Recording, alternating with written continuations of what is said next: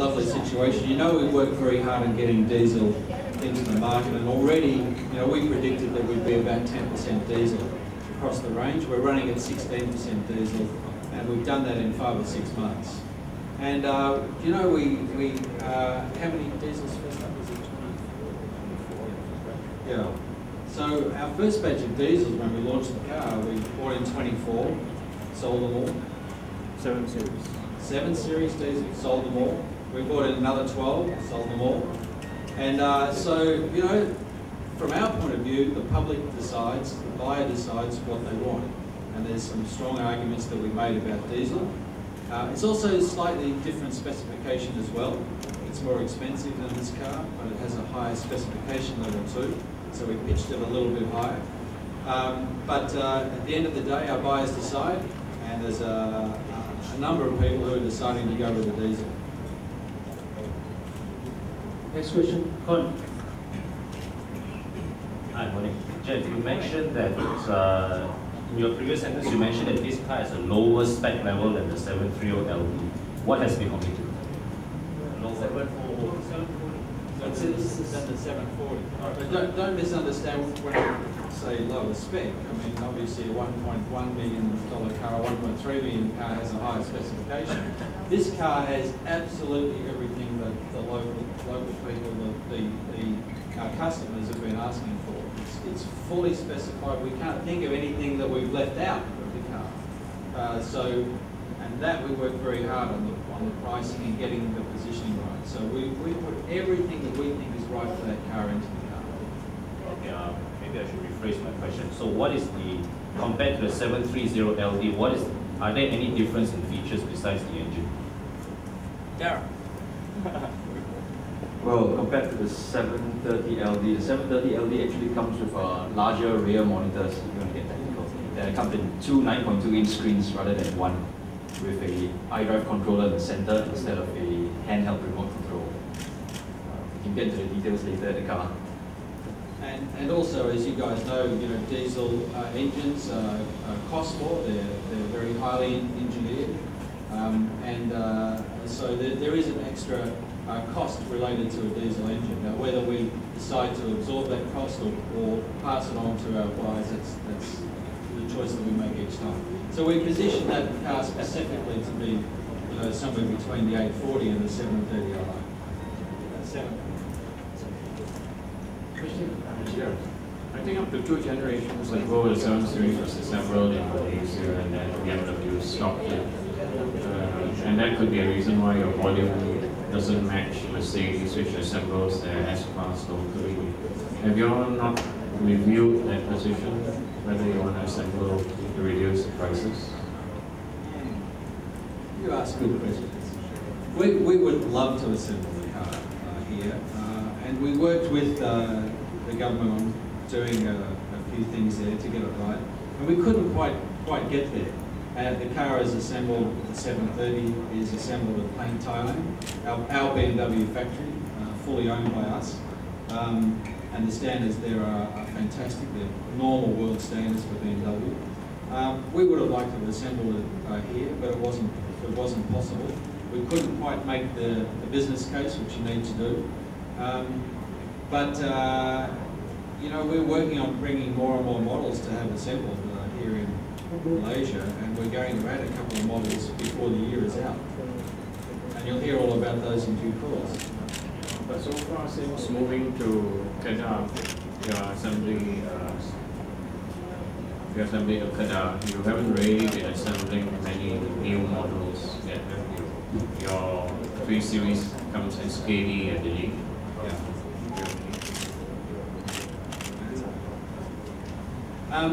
But we will be. We have some new announcements coming up very soon, where we were successful in doing some good negotiations, and we had a very strong business case. So we win some, we lose some. We have a few wins on assembly here, because that's our prime goal, is to have more and more cars built here at our plant. And we will make some announcements later this year about some additional models at our Malaysian plant. Which part of the second half? Well, we'll make the announcement when we get to the juncture, of course. You'll announce when you Any more questions? Okay. Yes. This car, according to your specs, uses the N52 instead of the N53 engine. So the N53 engine cannot run in Malaysian fuel, is it? Not to say that it can't run on Malaysian fuel, it's not recommended by BMW. N53 is a direct injection family of engines, which is not yet recommended with Malaysian Euro 2 fuel quality. That's why we're running a tweaked version of the N52, which does the job. 7.8 seconds from 0 to 100 is plenty. Okay, I think you are two guys. With this introduction of this variant, how many units are you planning to sell for year 2010? Mercedes made an announcement when they launched the SLS that they're going to sell 4,200 units. So what's your answer to that for the year? Well, that's two questions. You're talking about 7 Series and total BMW sales. Okay, as I said at the X1, I said to all of you guys that in 2009, if we sold more cars than 2008, I'd be very, very happy. We did. We're one of only a handful of markets worldwide who sold more BMWs or more luxury cars than anybody else. Our rivals were well down, by the way, and we were up. So I also say about 2010, if we didn't sell more cars than last year, I'd be very unhappy.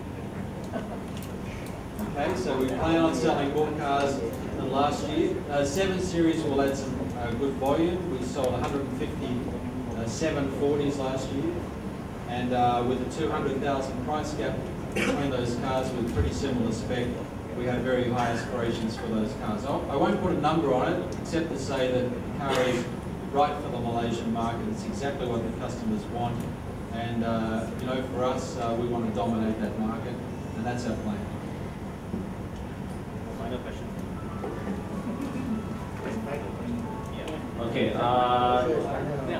What other markets is this car sold in besides Singapore?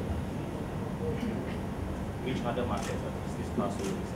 That I know of, most of the rest of the world markets, it is sold in some European markets that require a smaller engine, but mainly in Asia, India, China, of course, Indonesia, Thailand, all are neighboring countries, because of course the car is assembled in Thailand.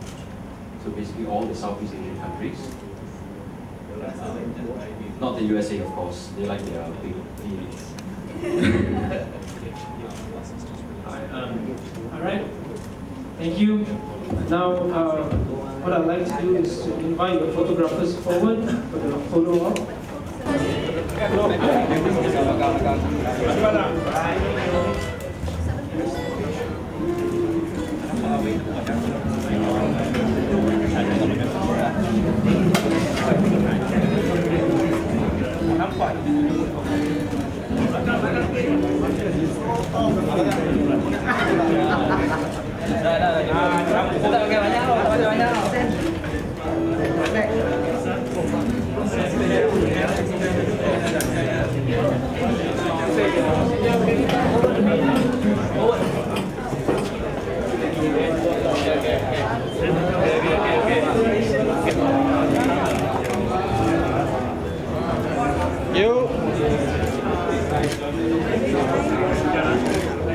Okay, take the place.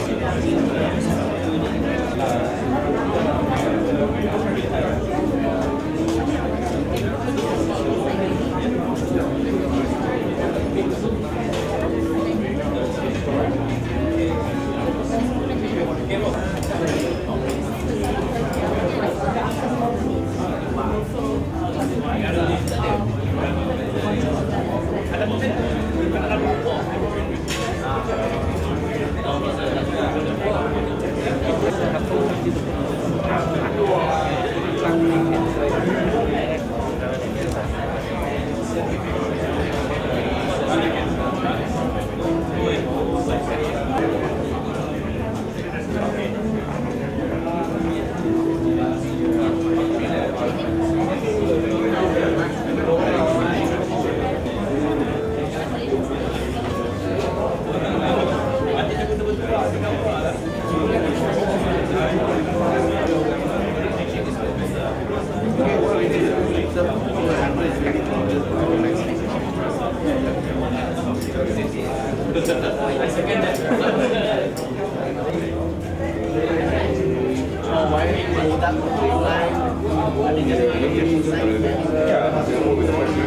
Oh yeah, you're there.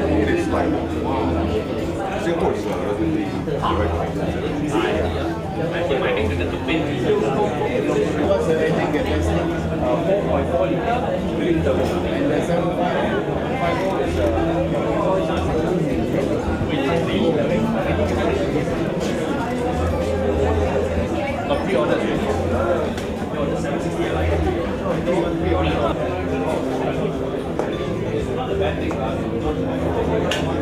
Oh, sorry.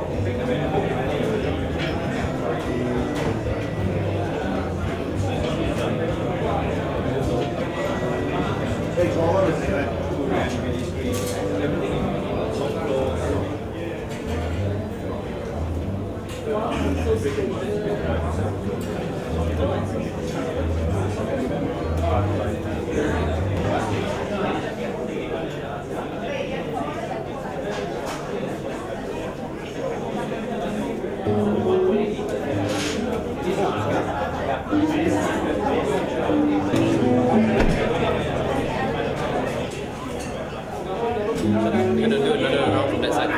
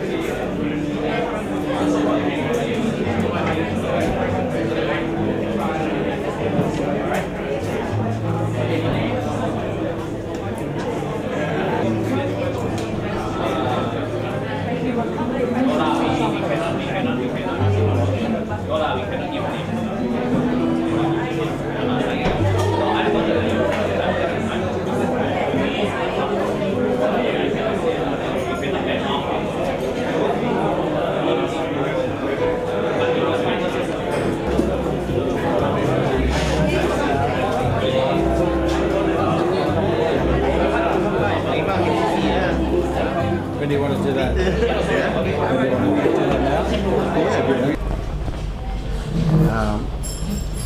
So the new 7 Series is BMW's model lineup for the year complete. For 7 Series? With the 7 Series now. With this, for 7 Series, our model lineup is complete. We have no plans to bring out any new models. That's 5 models in the 7 Series range, including 1 diesel model. So our range is complete there. Right. In the other range, your promise to bring as many models as possible. There are a lot more. I think we're fulfilling that. Of course, we have our new 5 Series coming out in a couple of weeks as well, and more details of that will follow when we launch that to the press and to our customers. That's going to take place in the first week of May. You know, that's a very exciting one for us because obviously 5 Series is really a major part of our thrust for 2010 as well. So it's a very important launch. Our current 5 Series is in run out, and there's some wonderful buying opportunities for our customers there at the moment, and they're snapping those up, which is great. So it's going to be a very smooth transition into the new model. Right. So how has the first quarter been for BMW? It's been okay. If you remember last year with the economic turmoil around the world, our first quarter last year was a little bit low. So this first quarter this year, comparing it to last year, we're up double digits. So we're quite happy with that beginning. 3 Series is still remaining strong, and we're still segment leader in that area. And we're very, very pleased with our 3 Series performance so far. So yes, double digits up on the same period last year, and so far so good. Okay. Niche models, the 5 GT has not made it here. Is that coming as well?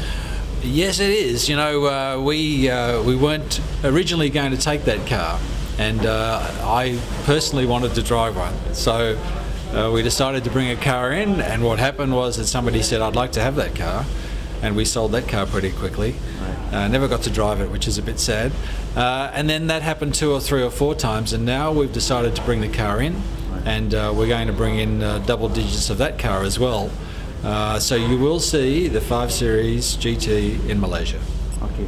Just a little bit about the fuel situation in Malaysia. We know that they've been promising better fuel by September, by May, by God knows when. Yes. So how is your model planning when it comes to that situation? Well, take the diesel for example. When we started with our 320D, our 520D, and our X32 litre diesel, we'd only ever plan on the old existing fuel levels. You know, our engines run brilliantly on those older fuel levels. Now, along the way, during that planning phase, the government and the refineries went to Euro 2, so they came up a step. So that was a really nice break for us. It's a good break for the environment as well. Because there's a whole lot less sulphur going into the environment. But you know, for us, that was a good break, and it just meant an even better situation than what we planned on. So the engines that we bring to Malaysia run perfectly well and are engineered to run on Euro 2. Right. Okay, speaking about the environment, you know that the Prime Minister has made promise to reduce carbon footprint, Malaysia's carbon footprint by 40%. Yeah. And BMW also has made public that it also wants to become a greener and greener company. Yeah. Is there any specific target in terms of carbon emission for your range, or? Well, I think when you say that we want to be, that we have a target to be a greener company, we lead the way in that area. You know, our CO2 emissions and fuel economy have dropped by over 20% in the last 3 to 4 years. So we're really leading the way with our Efficient Dynamics program on having better fuel economy, still wonderful drivability for BMW, and less CO2 emissions. So we're well and truly at the forefront of that. Now, in terms of target, we obviously like to bring as many cars down. I think personally in the next 5 to 10 years you'll see a massive reduction, because governments will legislate, car companies like us will lead the way as well, we hope. I won't put a figure on it because you're talking about a fleet of cars, right? So it's a big wide range, and you can't specifically take one car on another. Is there no, you know, remember the Americans had CAFE, corporate average fuel economy? Is there corporate average carbon emission coming up? Is that something that we're looking at? We have our own internal targets, but we don't speculate, because that's a fairly, you know, for us, we consider that as one of our it is a USP. At the end of the day, the customers of our cars want to drive cars that are green and run well and lower CO2 emissions. So it's a commercial and an environmental imperative. So, you know, we don't sort of spread targets. Are those targets applicable in Malaysia, given the quality of the fuel right now, or is that something that you have to look in the future to fulfill? Well, even the cars in Malaysia, we've dropped our fuel usage substantially over the last 3 to 4 years, similar to those numbers, because it's like for like. You know, we were using a particular style of engine 3 years ago as we are today, and they've all come down. You know, diesel is 25% drop in fuel economy, or improvement in fuel economy, and a drop in fuel usage. So, you know, they're the sort of things that we're doing, and our average fuel economy has improved dramatically. Yeah. Thank you very much. You're welcome. Thank you. Okay. Okay. Good.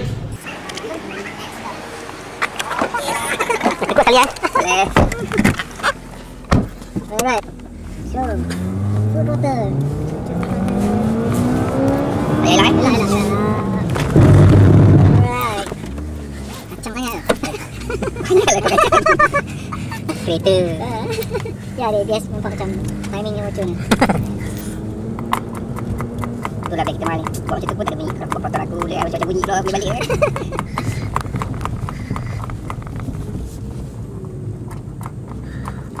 Okay, go. Tengok. Ada nampak sikit je. Oh, okey.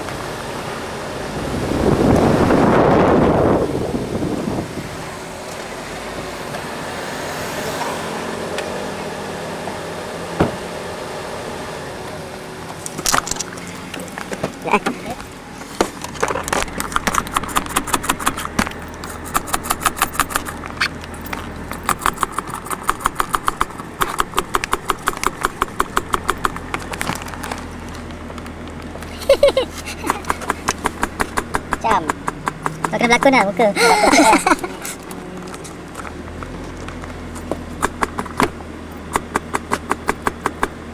Okay, alright. Okay. Oh, this one also me ni tali ya. Hai, main foto. Kau boleh tak buat? Oh, macam mana? Okay, so what we're gonna do now? Brake. You brake at second cone, I mean red flag. So you brake at braking distance, you cannot stop your car. You need to avoid. But keep braking until the car stop. Right? Okay, let's try it. Full throttle, full throttle, full throttle, full throttle. 180, and we brake. Right, and stop the car. Good one, right? Alright, aduh, aku boleh kata dah cukup lah. Aku boleh kata dah cukup. Sudah. Okay, go. Pressure. Pening kau nanti. Pressure. Oi, kau pressure.